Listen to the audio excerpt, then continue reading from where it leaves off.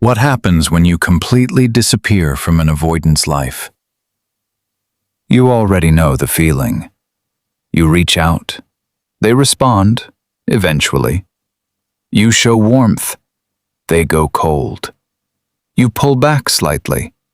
They move just close enough to keep you there. And somehow, in the middle of all of that, you convinced yourself that if you just loved them better, if you were just a little more patient, a little less needy, a little more understanding, they would finally let you in. But they didn't. And here you are.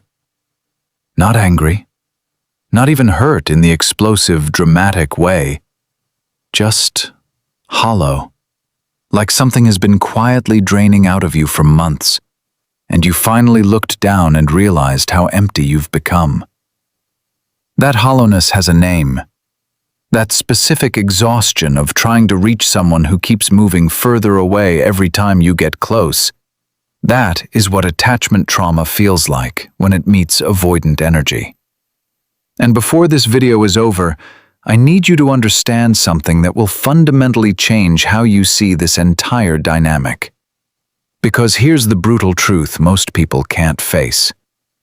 You didn't lose them because you were too much. You lost yourself trying to become less. Read that again.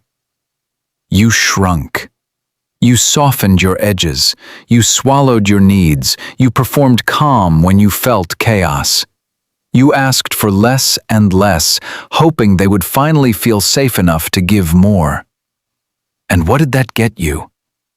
A person who grew even more comfortable taking your emotional labor for granted, because you trained them to believe you didn't need anything at all. That is not love.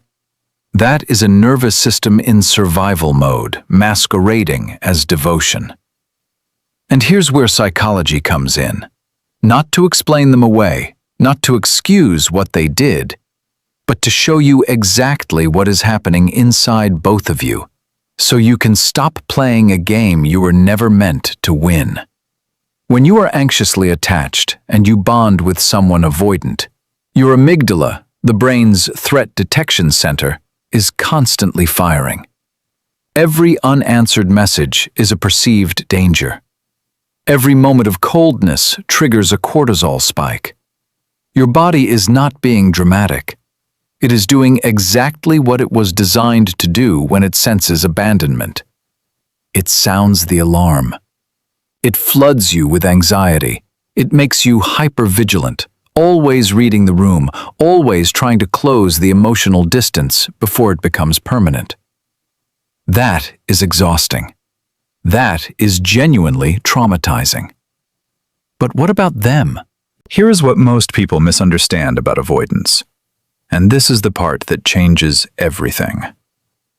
The avoidant person in your life, they are not empty. They are not incapable of feeling.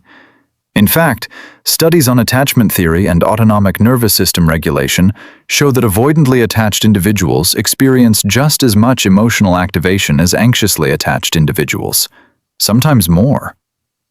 They just learned, very early in life, that expressing those emotions was dangerous. Somewhere in their childhood, needing someone led to disappointment. Showing vulnerability led to rejection or ridicule, or simply nothing, no response at all.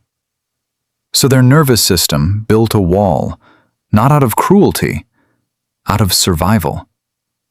Their emotional needs got buried so deep that they genuinely cannot access them in real time. And when someone like you comes along, warm, emotionally present, offering exactly what their inner child is starving for, their system doesn't respond with gratitude. It responds with overwhelm. They feel the pull. They feel something real. And then the alarm sounds, not in your brain this time, but in theirs. Get too close and you lose control. Need someone and they'll leave. Let them in and you'll be destroyed. So they do what their nervous system knows how to do. They create distance. They go cold. They pull away. Not because they stopped caring, because caring felt like a threat. Now, here is where this becomes important for you.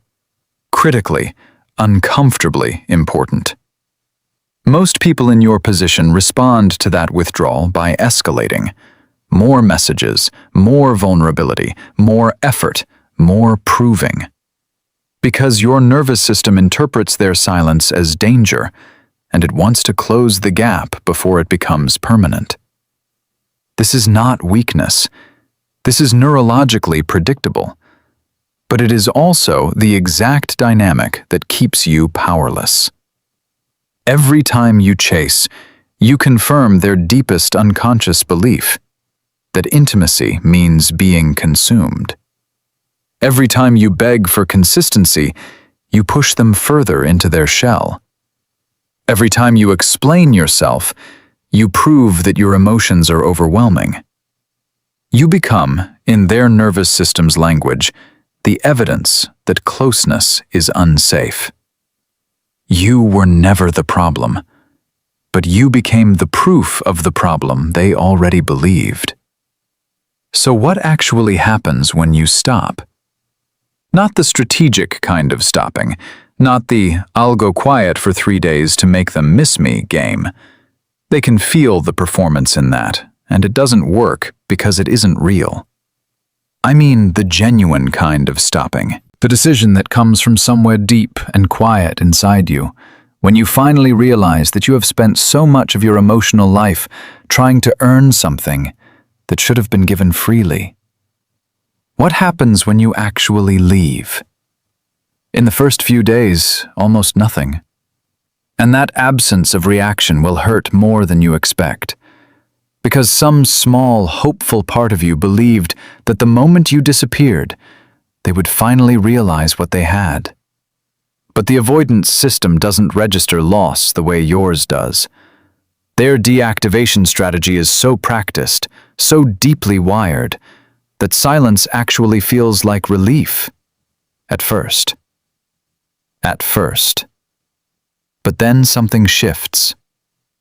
This is where neuroscience gets quietly devastating.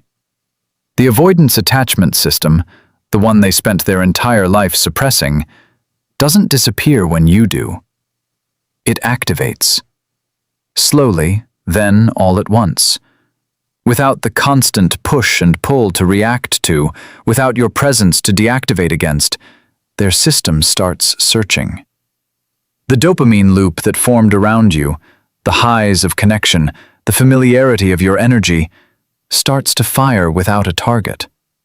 They think about something funny and reach for their phone to tell you. Then they stop. They have a bad day, and for one unguarded moment, they wish you were there. Then they bury it. They see something that reminds them of you, and this time, they don't push the feeling down fast enough. This is not poetic fantasy. This is what happens when you remove a consistent attachment figure from someone whose system has quietly, without their full awareness, organized itself around your presence. Research on what John Bowlby called proximity-seeking behavior shows that even dismissively attached individuals experience activation of the attachment system under conditions of loss. They don't show it the way you do, but it is happening. And here is the cruelest part for them, the part you need to understand not to celebrate, but to protect yourself with. The moment you truly stop needing them is the moment they begin to want you. Not because of games, not because of strategy, but because the psychological mechanism that created the chase was always about control. When you were pursuing, they had power. The power to give or withhold, to come close or pull back, to keep you just uncertain enough to stay. The moment you removed yourself from that equation, the power didn't disappear. It moved. And now they are the one lying awake, not quite sure why you feel so unfinished to them. Now they are the one checking their phone, constructing reasons to reach out, feeling something uncomfortable that they cannot immediately name. That feeling is longing. and longing is profoundly unfamiliar territory for someone who spent their life convinced they didn't need anyone. But I need to stop here and give you a warning, because what comes next is where most people undo everything. They reach out. Maybe it's casual at first. A meme, hey, how are you? Some thin excuse to reopen the door. Maybe it's more direct. An apology, a confession, the sudden vulnerable language they never offered before. And when they do, every anxious cell in your body will light up. Your system will call that contact what it has been waiting for all along. It will whisper, "See, you were right to wait. See, they do care. See, maybe now things will be different." And maybe they will be, for a while. But if you go back without doing the deeper work, if you run back into that dynamic without fundamentally changing the architecture of how you relate to yourself, you will find yourself exactly here again, 3 months from now, 6 months, hollower than before. Because the issue was never whether they missed you. The issue was why you needed them to. That is the question this disappearance should be asking you. Not, will they come back?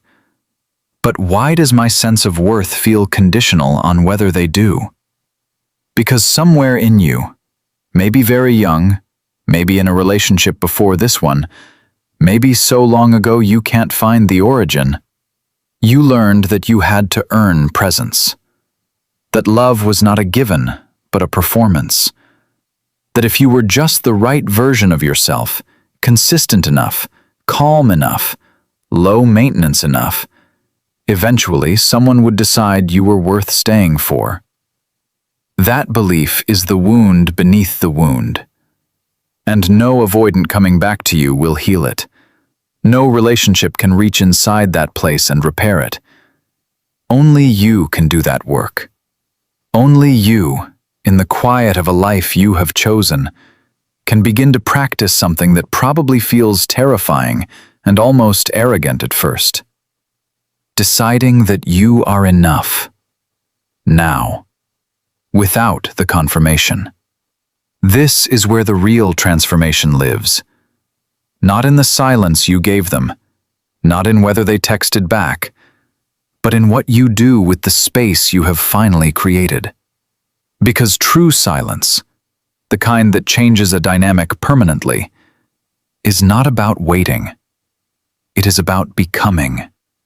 It is about turning every hour you used to spend analyzing their behavior into an investment in your own becoming. It is about learning to sit with yourself without the anxiety of needing to be chosen.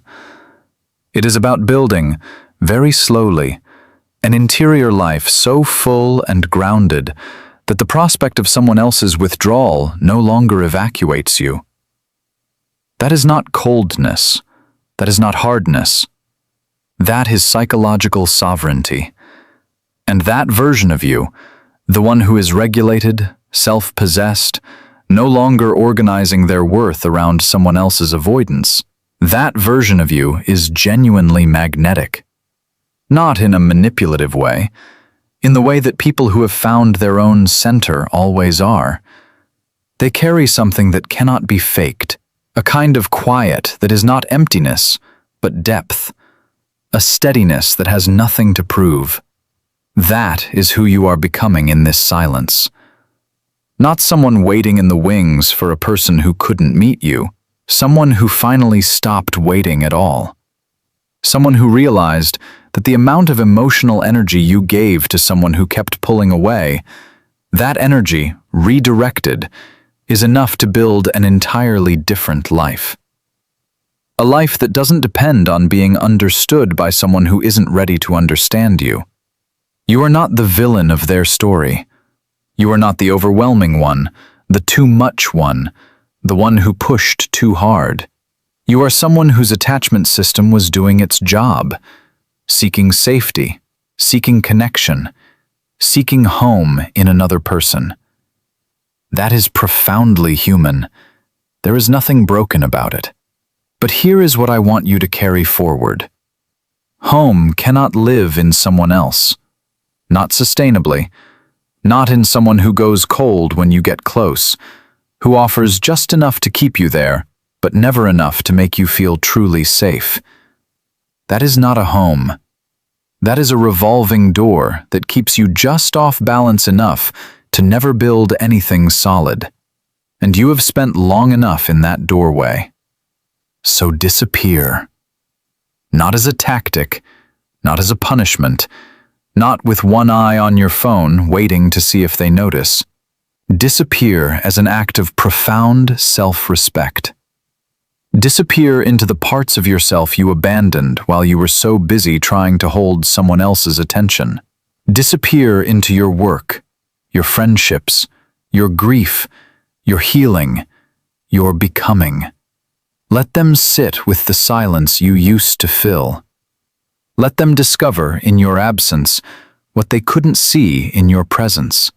And let yourself discover, maybe for the first time in a long time, what it feels like to stop shrinking. Because you were never too much. You were just in the wrong space. And now, finally, you are making room for something different. Something that doesn't require you to earn it. Something that doesn't ask you to be less to be loved. You already know what that feels like. You've felt the ghost of it. Now go build the real thing.